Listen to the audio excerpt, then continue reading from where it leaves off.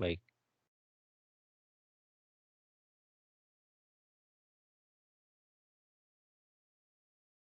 bisa direkam ini ya? Oke.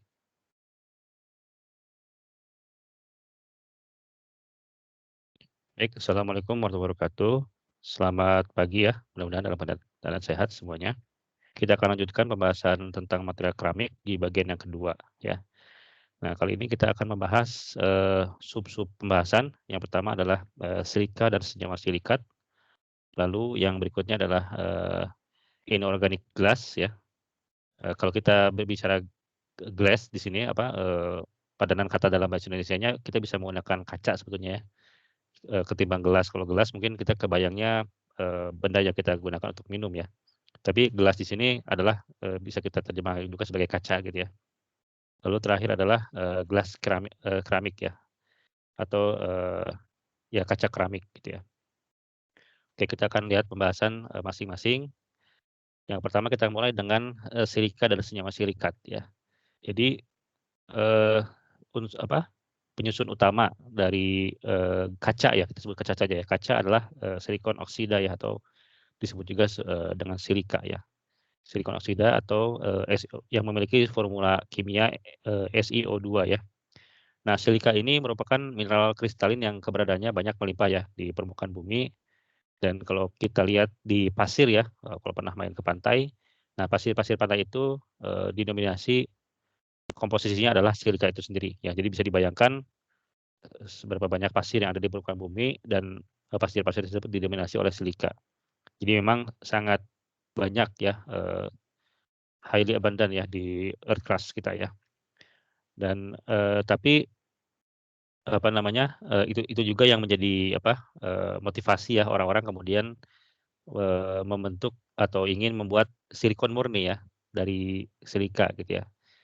Jadi pabrik-pabrik silikon ya, baik itu untuk aplikasi semikonduktor ya, penyusun smartphone dan juga komputer yang kita gunakan, lalu juga berbagai macam perangkat elektronik lainnya gitu ya. Itu sebenarnya bisa ya kita murnikan dari silika yang ada di pasir pantai ya, begitu. Ataupun di permukaan bumi yang lainnya gitu ya. Jadi sebetulnya kalau kita sebenarnya kalau menguasai ya teknologi pembuatan silikon itu sendiri ya, pemurnian silikon dari silika, maka ya kita bisa meraih banyak keuntungan ya, kita bisa mandiri dalam pengembangan teknologi silikon atau semikonduktor begitu. Ya, dan beberapa penelitian juga pernah dilakukan di teknik fisika sendiri ya. Kalau Pak Ahmad sendiri, nah ini Pak Ahmad, beliau dulu tugas akhirnya adalah pemurnian silika menjadi silikon gitu ya, gitu.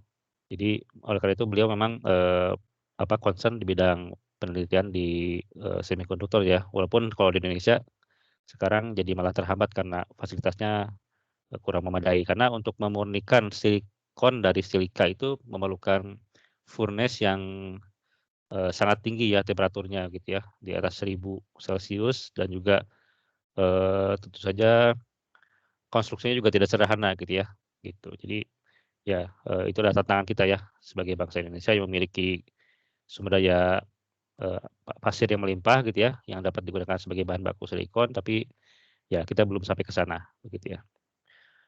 Oke, dilanjutkan, silika juga ya dapat berupa amorf ya. Jadi selain silika itu bisa memiliki struktur kristal ya, kristalin, dan juga dapat berupa amorf ya, yang biasa kita jumpai pada kaca jendela ya. Jadi kaca jendela yang kita temui sehari-hari ya di rumah kita ya, itu merupakan bentuk amorf dari silika ya, seperti itu, bentuk amorfus dari silika. Nah, silika dan senyawa silikat lain ya, jadi senyawa silikat itu adalah senyawa yang mana dia memiliki eee senyawa silika di dalamnya ya. Jadi dia gabungan dengan inorganik yang lain begitu. Nah, itu meski memiliki apa, formulasi molekul sederhana silika ini ya, SiO2, tetapi dapat menunjukkan struktur yang berbeda ya, dan juga memiliki kompleksitas sifat ataupun karakteristiknya ya. Nah, ini kita kenal dengan polimorf ya. Dulu di bab berapa, susunan atom itu ya, Pak Brian pernah menyampaikan tentang alotropik dan polimorfik ya, masih ingat ya? Jadi alotropik itu adalah kemungkinan, perbedaan struktur untuk jenis unsur yang sama, ya. Jadi diingat lagi alotropik adalah kemungkinan terjadinya perbedaan struktur untuk level unsur atau elemen, ya. Sedangkan kalau polimorf adalah, kemungkinan perbedaan struktur, ya, untuk senyawa, ya, untuk level senyawa, ya. Beda ya, tahu ya bedanya unsur dan senyawa ya. Kalau unsur itu adalah satu misalkan karbon, atau karbon itu bisa berupa grafit, grafen, karbon nanotubes, atau diamond gitu ya. Karena itu kenapa disebut allotrop bukan polimorf karena dia levelnya adalah unsur karbon itu sendiri. Nah, sedangkan kalau polimorf adalah kemungkinan perbedaan struktur pada level senyawa gitu ya. Nah, silika sebagai senyawa ya yang terdiri dari dua unsur ya, silikon dan oksigen. Nah, itu dapat memiliki polimorf ya, memiliki struktur yang berbeda-beda, dan struktur berbeda tersebut juga pada konsekuensinya akan memiliki kompleksitas sifat ataupun karakteristik, seperti itu. Oke, nah kita lihat lagi, sel satuan untuk silika itu sendiri ya. Jadi, unit sel dari silika itu yang terdiri dari silikon ya dan oksigen ya. Untuk yang silikonnya itu digambarkan dengan bulatan warna hijau yang di tengah ya. Oke, sedangkan oksigen itu direfleksikan dengan, bulatan ya yang warna merah yang ada di setiap sudut ya. Nah, konfigurasi ini kita sebut dengan konfigurasi tetrahedra ya. Ya, jadi konfigurasi di mana ada satu atom, di tengah, atom silikon, yang memiliki 4 lengan ya, dengan 4 lengan masing-masingnya itu, apa namanya, oksigen ya. Nah, dengan sudut tentu ingat ya, karena silika ini memiliki ikatan kovalen ya, maka dia memiliki, sudut yang fix ya, sudut yang tertentu, begitu. Nah, eee, kenapa tidak disebut SiO4 ya, karena sesungguhnya satu sel satuan ini dia, apa namanya, berbagi ya, berbagi atom oksigen. Nah ini, digunakan bersama ya, gitu. Jadi satu sel satuan itu ada satu silikon, 4 atom oksigen, tetapi, oksigennya itu dia digunakan bersama ya, sharing istilahnya di-sharing dengan 2 unit sel tetrahedra yang bersebelahan, ya gitu. Jadi secara ini jadinya, apa namanya, kalau me-maintain netralitas listriknya, maka formasi kimianya adalah SiO2 gitu ya. Tetapi satu unit sel itu adalah SiO4, 4-min ya sebetulnya, satu unit selnya itu, kayak gitu. Oke. Nah, ya, meskipun, berbagai macam, apa, senyawa silikat itu apa, unit selnya tetap ini ya, sama ya dengan formulasi seperti ini, tetapi sejumlah polimorf ini ya dapat berbeda ya secara struktur ya.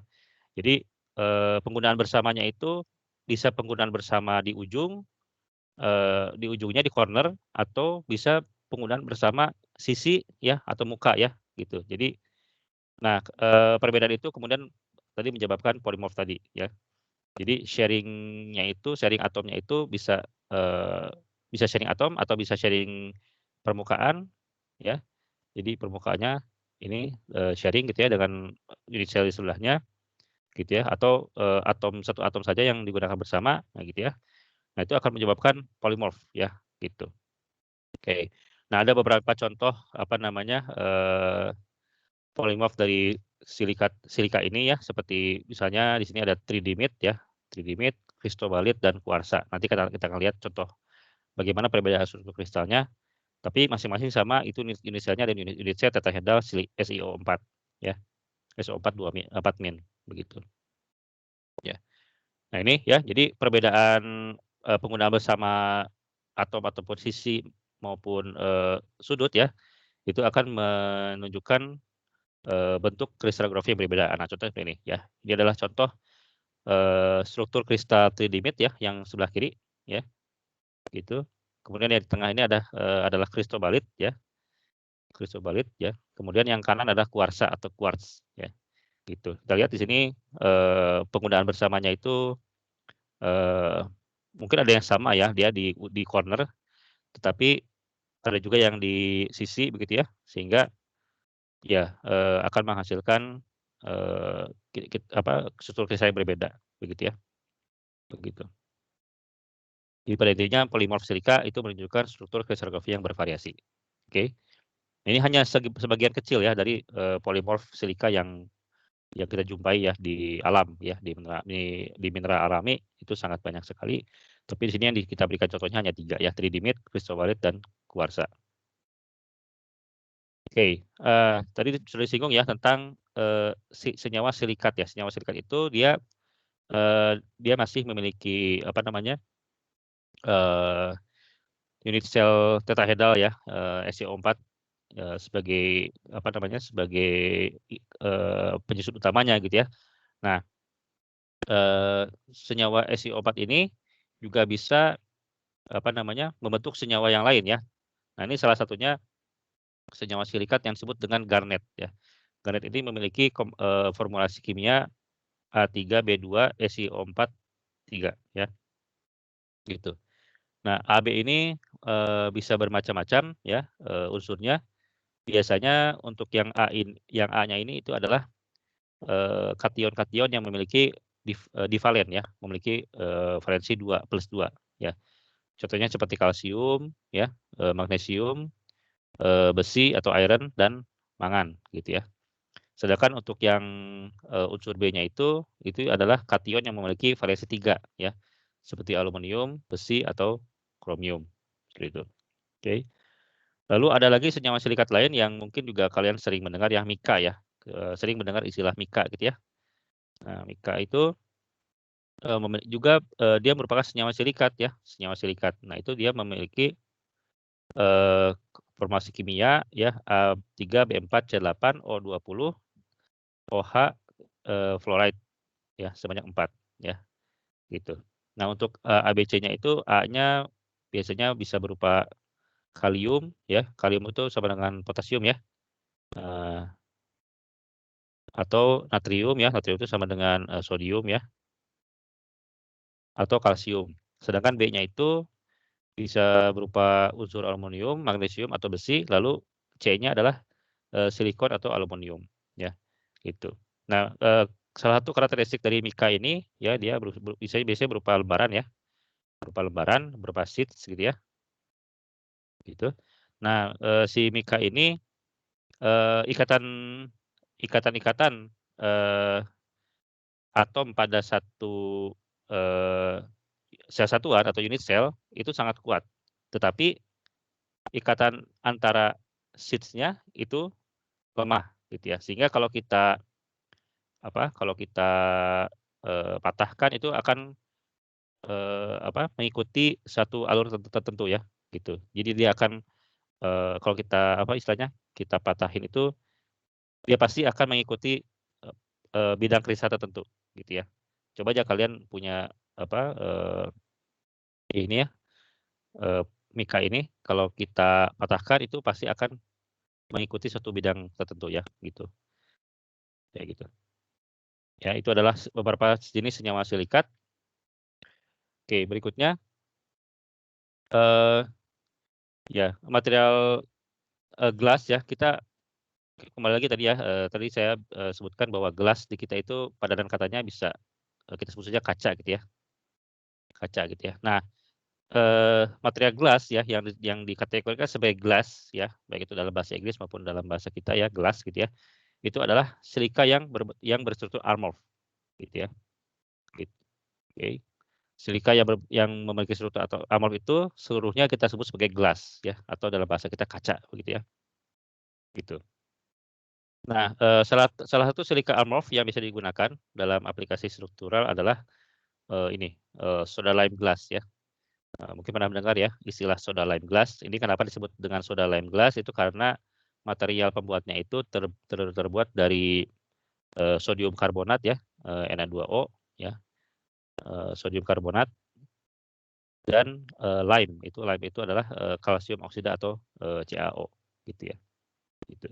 Jadi ini salah satu jenis, silika amorf ya yang banyak digunakan untuk aplikasi struktural. Kemudian, dengan kita memvariasikan komposisi dan teknik pemrosesan ya, kaca dengan kaca yang diproses dan juga memiliki variasi komposisi itu dapat memiliki sifat mekanik dan optik yang berbeda, gitu ya.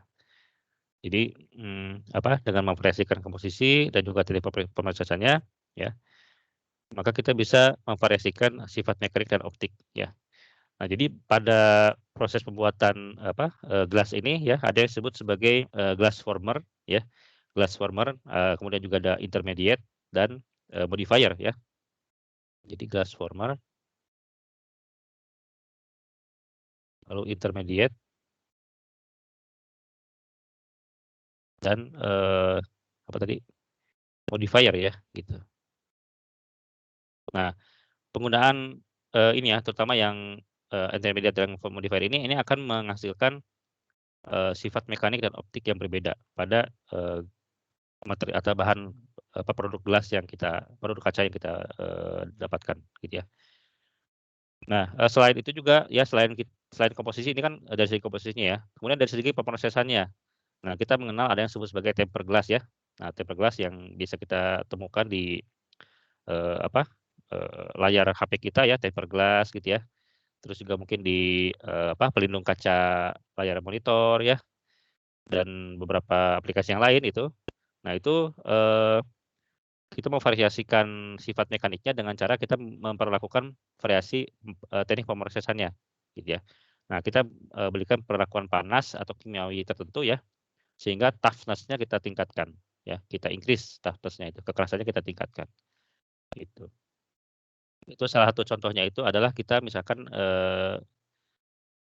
setelah dipanaskan ya, di-annealing gitu ya, si kacanya itu setelah di-annealing itu, langsung dimasukkan ke dalam air ya.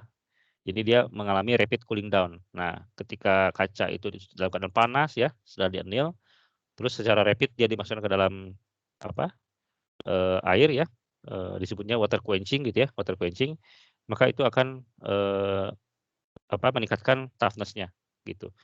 Ya, sama juga misalkan di, pipa ya, kalau kalau di tempat pembuatan pipa atau steel ya, pelat baja, itu kalau kita ingin meningkatkan kekerasannya biasanya dilakukan quenching itu. Jadi, eee, pertama setelah dipanaskan dalam furnace ya, di suhu 1000 atau ya 1200 begitu, kemudian tidak di-cooling down secara, perlahan, tapi dia langsung dipindahkan dari tungku ke dalam air gitu ya, sehingga mengalami rapid cooling down. Nah itu salah satu, cara untuk meningkatkan toughness gitu. Lalu ada juga, ini, eee, apa, eee, jenis gelas yang lain ya, borosilikat gelas. Jadi dia, mengandung boron ya, si silikat itu dia mengandung boron ya, maka disebut dengan borosilikat gelas, yang mana memiliki, nama merek dagangnya Pirex ya, mungkin sering mendengar ya kalau di praktikum kimia kita menggunakan glassware dengan merek Pirex gitu ya. Nah itu adalah, glassware yang, dia merupakan, gelas borosilikat ya, dia mengandung boron. Tujuannya apa? Tujuannya untuk, menurunkan ekspansi termal ya, gitu. Jadi dia tidak mudah memuai. Jadi kan kebayang ya kalau misalkan kita melakukan praktikum kimia, kita kan harus misalkan memberikan heat treatment ya, dipanaskan dengan bunsen dan seterusnya gitu ya, dan juga eee, tidak tidak mudah korosi ya, tidak mudah korosi terhadap panas gitu ya.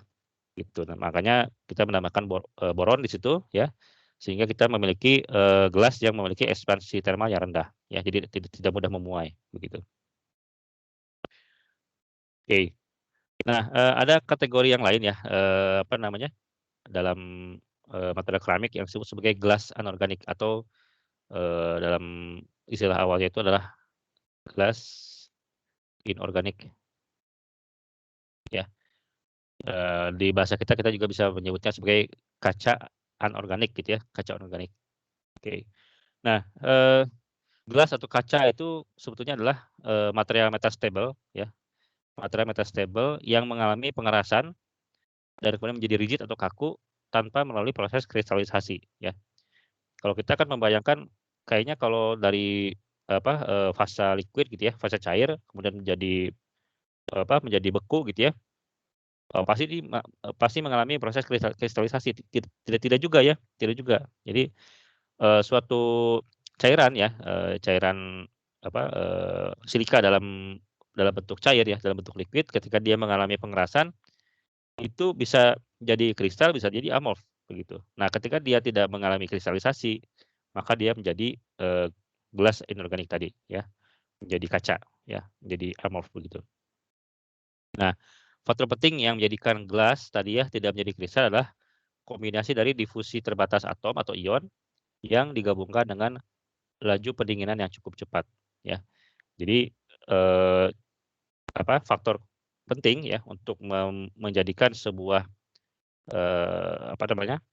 silika cair tadi, kita ingin membuatnya sebagai amorf atau kristal gitu ya, kita ingin membuatnya dia sebagai, gelas inorganik atau menjadi kristalin adalah, difusi atom yang terbatas dan juga laju pendinginan yang cukup cepat ya, gitu. Jadi dari suhu tinggi diturunkan suhunya dengan, rate yang sangat cepat ya, yang cukup cepat sehingga dia, eee, bukan menjadi kristal nantinya si silika cairnya, itu akan menjadi, amorf begitu, oke.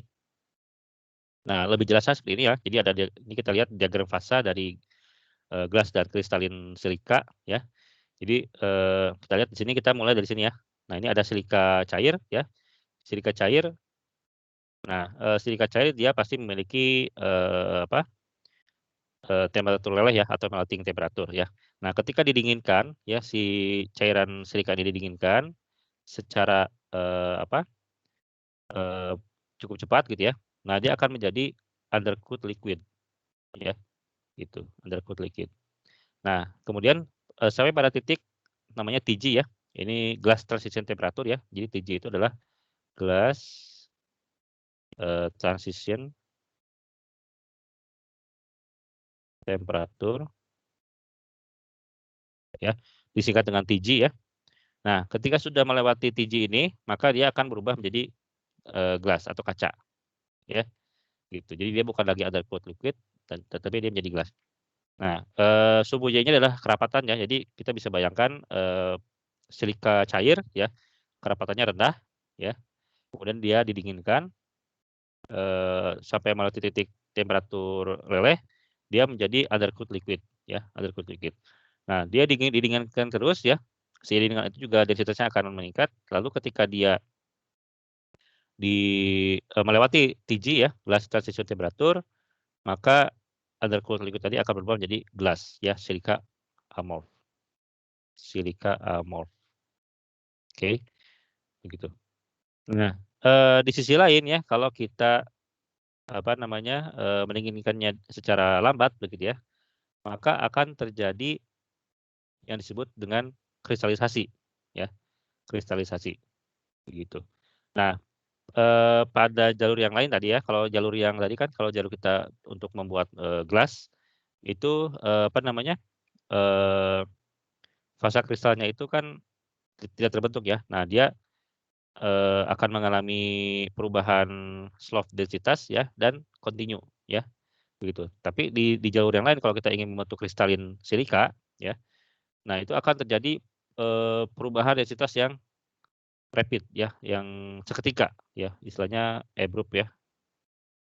Ya, jadi dia akan mengalami perubahan densitas yang sangat cepat ya, secara seketika dia akan mengalami perubahan densitas. Nah, kemudian dia akan mengalami, langsung mengalami kristalisasi, begitu ya, dan tidak dipengaruhi oleh TG ya, begitu. Oke. Nah, gelas tadi ya, gelas yang terbentuk dari lelehan, nah dia akan mengalami perubahan kemiringan densitas ya, dari undercooled liquid ke gelas itu dia akan mengalami kemiringan, perubahan intensitas yang berbeda gitu ya. Nah, kemudian tadi, ada TJ di sini ya, temperatur kritis ya, yang merubah, bentuk dari undercooled liquid menjadi gelas. Nah, jadi selama liquid ini didinginkan sebelum sampai mencapai TJ-nya itu masih disebut dengan undercooled liquid, oke. Nah, tetapi ya, TJ ini ya, tidak fix ya, dia bisa berubah-ubah ya, tergantung dari apa namanya, tergantung dari komposisi dan juga laju pendinginan, ya, laju pendinginan. Gitu. Jadi tidak seragam ya, ini bisa berubah, bisa geser-geser, bisa ke sebelah kanan, bisa ke sebelah kiri, tergantung dari komposisi dan laju pendinginan, gitu ya. Itu yang perlu diperhatikan. Jadi, sekali lagi, TG itu hanya ada pada, proses, pembentukan kaca ya, atau gelas, atau silika amorf. Sedangkan pada pembentukan, silika kristalin itu tidak ada TG ya, dia hanya ada satu titik relay saja gitu ya, gitu. Oke. Nah, ada selain dari proses perubahan fasa dari liquid menjadi, padat ya pada kaca dan juga, silika kristalin, kita juga bisa melihat, perbandingan ya, ekspansi linier pada, silika amorf atau kaca dan, silika kristalin atau quartz ya, gitu. Kita bisa lihat di sini hubungannya antara temperatur dengan, linear expansion ya. Kita lihat pada gelas ya atau kaca ya, itu memiliki, apa namanya, koefisien muai yang lebih rendah ya dibandingkan dengan, eee, kuarsa ya, gitu. Jadi ini kemiringannya lebih lebih landai ya dibanding dengan yang kuarsa. Yang kuarsa ini dia lebih curam. Nah, ini menandakan bahwa koefisien muai panas, kaca itu lebih rendah dibanding dengan dibanding dengan kuarsa. Oke. Nah, hal yang menarik juga kita lihat di sini adalah, pada, silika kristalin ya, itu pada suatu titik itu akan ada, perubahan koefisien muai karena adanya perubahan struktur kristal ya, dari alfa jadi beta, gitu. Ya, sedangkan pada gelas dia akan kontinu ya, lihat di sini. Ya, di rentang suhu yang lebar dia, koefisien muai panasnya itu, apa namanya,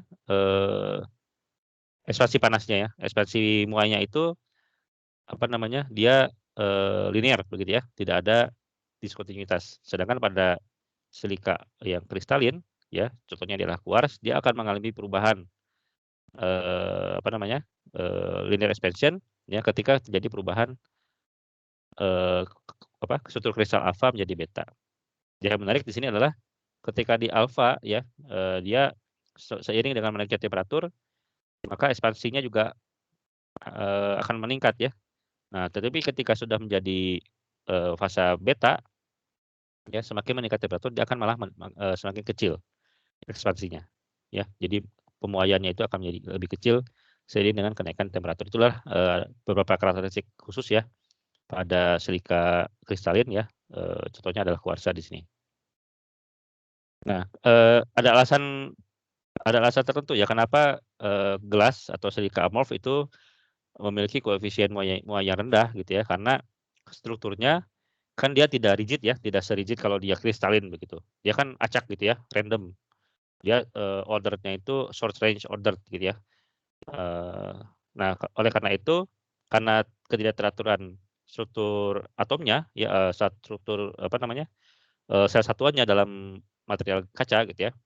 Nah itu, kita sebut dia relatif terbuka, ya sehingga memungkinkan, penampungan energi panas yang, lebih tinggi ya dibanding dengan kalau pada silika yang kristalin. Ya karena kristalin itu kan dia sudah rigid gitu ya, maka dia tidak bisa menampung energi panas, eee, dengan banyak ya.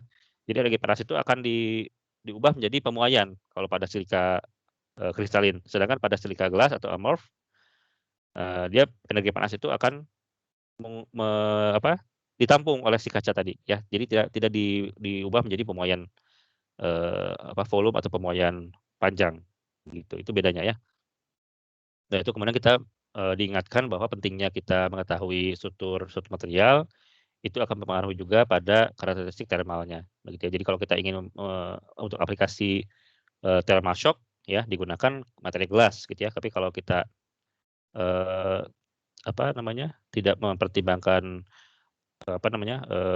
penampungan energi panas tadi, ya kita bisa menggunakan, kuars gitu ya, seperti itu.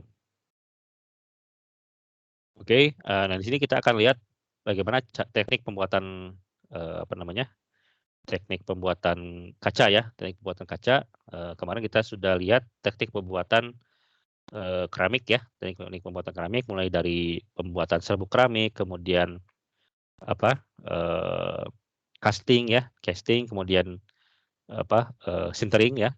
Nah, sekarang kita akan lihat bagaimana cara pembuatan, gelas ya, atau kaca begitu ya. Nah, pada prinsipnya, kaca itu ya dibuat menjadi barang yang berguna ya. Berguna itu bisa dalam artian bentuknya, ukurannya begitu ya. Nah, itu kita kita bentuk dalam, eee, kondisi temperatur yang tinggi ya, gitu. Karena kita lihat tadi kan kalau di temperatur tinggi densitasnya kan kecil ya. Nah, dengan kata lain kita mengontrol viskositasnya ya, mengontrol viskositas sehingga itu dapat dibentuk tanpa mengalami, eee, pecah ya. Bisa dibayangkan kalau kalau dalam kalau dalam bentuk solid begitu ya, kaca itu tidak bisa dibentuk karena kalau diberikan aplikasi stres atau strain, dia akan mengalami pecah gitu ya. Nah, dengan kita bekerja pada temperatur tinggi di mana viskositasnya itu kita kontrol ya, maka kita bisa membentuk gelas atau kaca ya, tanpa mengalami pecah gitu ya. Nah, beberapa jenis silika amorf tadi ya, itu memiliki rentang operasi yang berbeda ya, rentang operasi yang berbeda dalam dalam hal pembuatannya, gitu ya. Nah, untuk pembuatan gelas sendiri kita bagi tiga rentang suhu ya, rentang temperatur. Yang pertama adalah, ini melting range atau rentang leleh gitu ya, kemudian working range dan, annealing range ya, gitu. Nah, setiap jenis-jenis silika tadi ya, silika yang, baik itu yang soda lime atau yang borosilikat dan seterusnya, itu memiliki karakteristik yang berbeda juga untuk, di mana letak melting range-nya, lalu di mana letak, working range-nya, dan di mana letak annealing range-nya, begitu ya, gitu. Nah, pada rentang liquid ya atau melting range itu adalah, rentang suhu di mana si si kaca tadi dalam fase liquid, sehingga kita mudah untuk membentuknya, begitu ya, gitu. Lalu naik ke atas ya pada working range itu adalah, ketika, eee eee, melting range itu adalah, range temperatur pada saat si silika tadi, dalam bentuk ini ya, dalam bentuk leleh. Nah, naik ke atas sedikit ya, itu adalah working range, itu pada saat, dia sebenarnya leleh tapi dia, gampang kita bentuk ya. Jadi pertengahan lah antara antara liquid dengan solidnya begitu ya. Intinya di situ, kita memainkan viskositasnya gitu ya. Ini sumbu Y-nya adalah viskositas ya.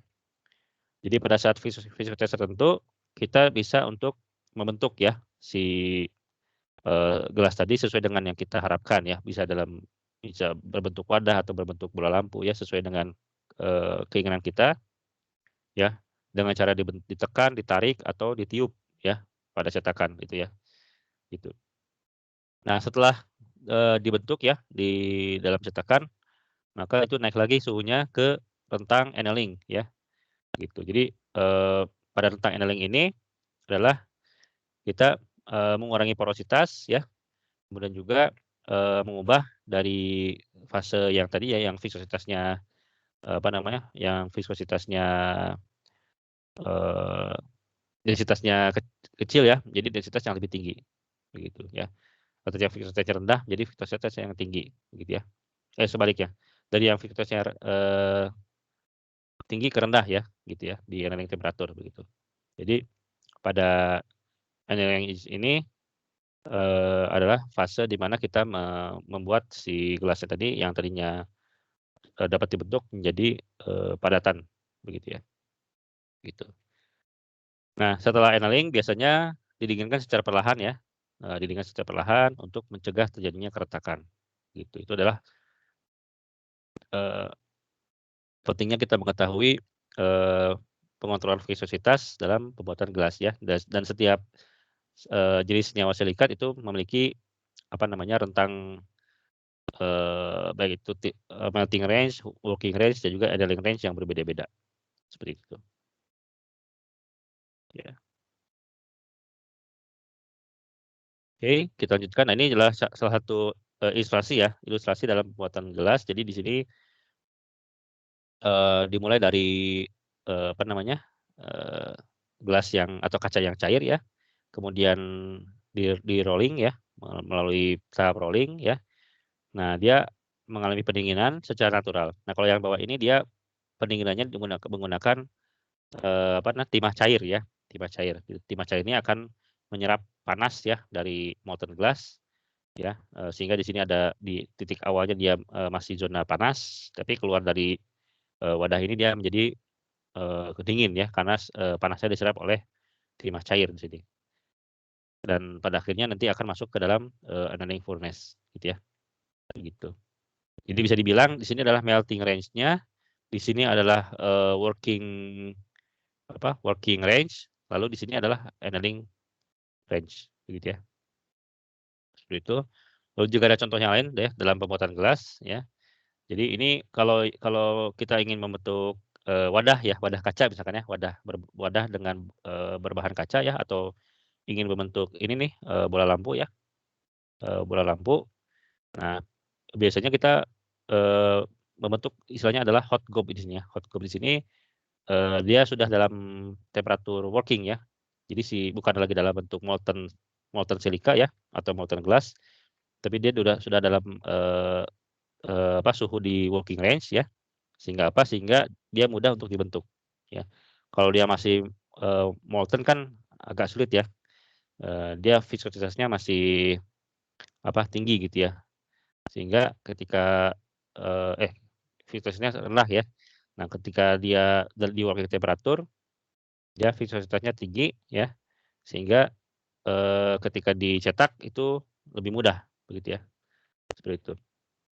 Nah, ini dengan cara pressing ya, kalau ini dengan cara pressing. Sedangkan kalau yang ini, yang B ini dengan cara di-blowing ya. Ya, jadi setelah gobnya dimasukkan, lalu ditiupkan udara ya, nah dia akan membentuk seperti ini ya, seperti ya kalau kalau ini adalah contoh, pembuatan kaca untuk bola lampu ya, seperti itu. Nah, kalau yang di sebelah kanan ini yang C ini adalah ketika kita ingin membentuk, fiber ya, fiberglass ya. Fiberglass kita di-drawing ini, kalau tadi pressing, ini di-drawing ya istilahnya ya, ditarik gitu ya, ditarik. Ya ditarik dengan suatu mekanisme sehingga dia akan membentuk seperti fiber, begitu. Oke itu ya, jadi ada tiga tiga teknik utama ya dalam membentuk, gelas ya, untuk yang langsung kita cetak gitu ya. Kalau ini kan kalau untuk plat besar ini biasanya menggunakan seperti ini ya, jadi di-rolling saja ya, dengan mekanisme puli seperti ini. Nah kalau untuk membentuk, bentuk tertentu itu kita bisa gunakan teknik pressing ya, lalu teknik blowing ataupun teknik drawing, begitu ya, tergantung dari bentuk yang kita harapkan, seperti itu. Oke, nah, tadi adalah, pembentukan kaca ya, pembentukan kaca. Nah, sekarang kita akan masuk ke dalam pembahasan yang berikutnya tentang apa yang disebut sebagai, gelas keramik ya, gelas keramik gelas keramik ya. Nah, jadi menariknya gelas keramik ini adalah kita menggabungkan, eee, apa karakteristik gelas ya, yang mana dia itu, mudah bisa dibentuk ya, mudah dibentuk, kemudian juga kita sifat kristalin dari keramik gitu ya, kebayang ya. Kan gelas jadi tadi kan kita sudah bilang ya, gelas itu kan adalah silika amorf, dia amorphous.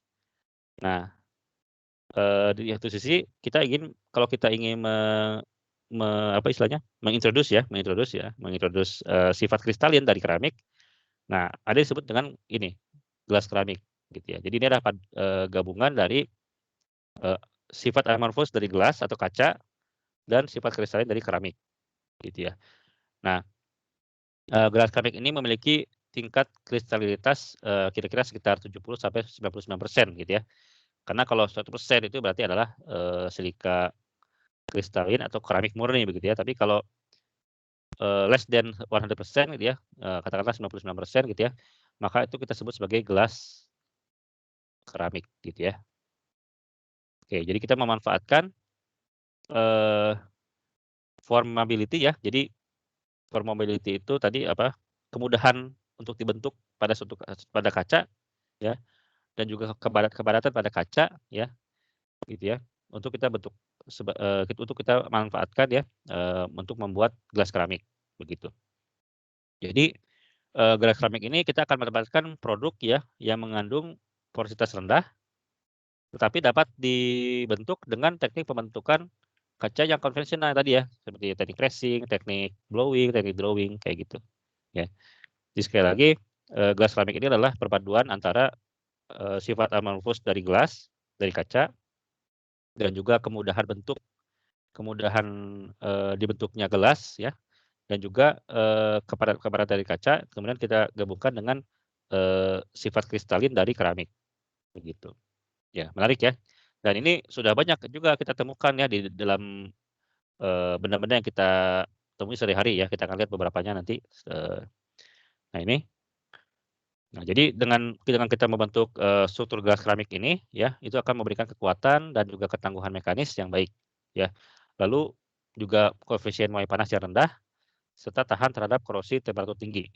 Ya, jadi sebanyak sekali ya keunggulannya, yang mana tidak bisa kita temukan pada, pure kaca dan juga pure keramik, begitu ya. Jadi kita menggabungkan setiap, benefit dari setiap, masing-masing tadi ya. Di kita akan mendapatkan kekuatan dan ketangguhan mekanik yang baik, kemudian koefisien muai rendah, dan tahan tahan terhadap korosi temperatur yang tinggi, begitu. Nah, sistem gelas keramik yang banyak digunakan adalah sistem ini, Li2O, jadi litium oksida, aluminium oksida atau alumina ya, dan silika. Ya, jadi paduan ini yang biasanya digunakan ya untuk membentuk sistem gelas keramik, gitu ya. Nah, salah satu, eee, merek dagang yang sudah menggunakan, sistem ini adalah Corningware ya. Corningware mungkin sebagian di antara teman-teman sudah pada mengetahui ya. Nah, ini adalah, biasanya digunakan sebagai peralatan masak ya, lalu bagian atas dari kompor ya, kompor-kompor yang zaman-zaman sekarang kan yang kompor tanam gitu ya, kompor tanam itu kan menggunakan gelas keramik itu ya. Jadi bukan gelas murni atau bukan keramik juga ya, tapi adalah, gelas keramik, di mana dia memiliki ketahanan suhu tinggi, lalu juga memiliki kekuatan mekanik yang juga tinggi, ya. Selain untuk peralatan masak dan juga untuk bagian atas dari keramik kompor tanam, itu juga bisa ditemukan di dalam aplikasi komunikasi, komputer dan juga, optik, ya, begitu. Jadi, ya sudah, 50 menit waktu kita berlalu, sampai sini, pembahasan kita mengenai material keramik bagian kedua. Silakan saya beri kesempatan untuk bertanya dulu sebelum kita akhiri. Pak mau bertanya Pak. Iya, silakan. Jadi mau tanya nih Pak, kenapa ya kalau semikonduktor di pasaran itu banyakkan dia bahannya berbasis silikon gitu Pak? Kenapa nggak germanium aja gitu? Ya, pertama dari segi kelimpahan di alamnya ya. Pertama dari segi kelimpahan di alam, sehingga kalau kita berbicara kelimpahan di alam itu kita bicara tentang kemudahan mendapatkan, dan kemudahan mendapatkan berarti kita berpengaruh kepada harga, gitu ya, gitu. Dan, memang silikon dan germanium itu, band band gap-nya lebih rendah germanium ya, sehingga itu menjadi low power ya. Kebayang ya, band gap itu kan adalah energi yang kita butuhkan untuk mengeksitasi elektron dari pita valensi ke pita konduksi. Ya, semakin rendah band gap, maka semakin rendah energi yang kita butuhkan, sehingga jatuhnya adalah low power. Tapi masalahnya di germanium dibanding silikon, kelimpahan di alamnya lebih kecil germanium, gitu. Sehingga orang-orang untuk mengejar harga yang rendah, gitu ya, masuk ke silikon, gitu ya. Tapi dengan konsekuensi menggunakan, power yang relatif lebih tinggi ketika kita menggunakan semikonduktor berbasis germanium, begitu. Ya, gimana kira-kira? Sudah cukup menjawab? Ya, masih Pak menjawab Pak. Iya. Ada lagi?